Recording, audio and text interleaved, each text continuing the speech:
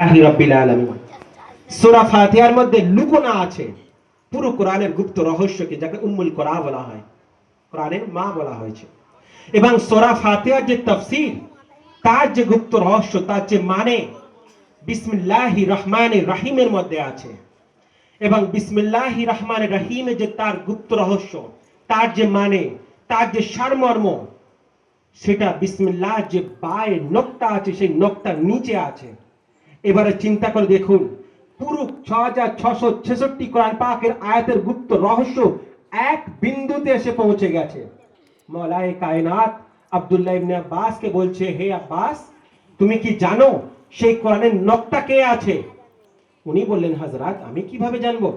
হুজুর মওলায়ে কায়নাত বললেন, সেই যে কোরআনের নকতা আছে, ইন্নী নকতাতুবা, আমি আলী সে কোরআনের নকতা আছে। যে কোরআনের নকতাকে যদি কোরআন থেকে সরিয়ে দেবে তো ইসলাম পাল্টে যাবে, যদি ইসলাম থেকে আলীকে সরিয়ে দেবে তো ইসলাম আবার দুবারা পাল্টে যাবে। কেন?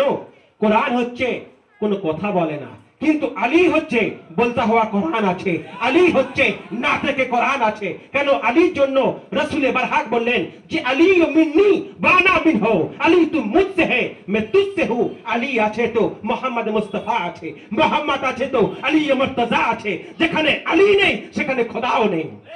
বেশক বেশক বেশক বেশক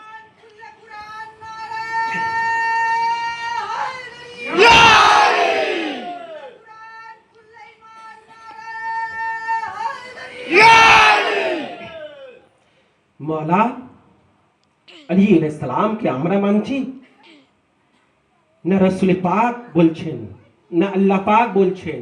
কোনটে? ভাই আমরা যে নামাজ পড়ি না, আমরা রুকু করি, সাজদা করি, করি তো? যখন আমরা দাঁড়াই সানা পড়ি, সূরা ফাতিহা পড়ি, অন্য সূরা পড়ি, তারপর তো রুকু করি। এটা মানবেন না যে ইসলামিক রোল মডেল ব্যক্তি কে আছেন? রাসূল পাক আছেন। হুজুর রাসূল পাক তো নামাজ এনেছেন। আরে ভাই, হুজুর রাসূল পাক নামাজ এনেছেন না আবু সুফিয়ানের কোথায় এনেছে? কে এনেছে? হুজুর রাসূল পাক এনেছেন। তো যদি নামাজ শিখতে হয় তো রাসূলকে দেখতে হবে, যদি নামাজ পড়তে হয় তো রাসূলকে দেখতে হবে। হুজুর যদি নামাজকে উনি হামাগুড়ি দিয়ে পড়তেন তো মুসলমান হামাগুড়ি দিয়ে পড়তো।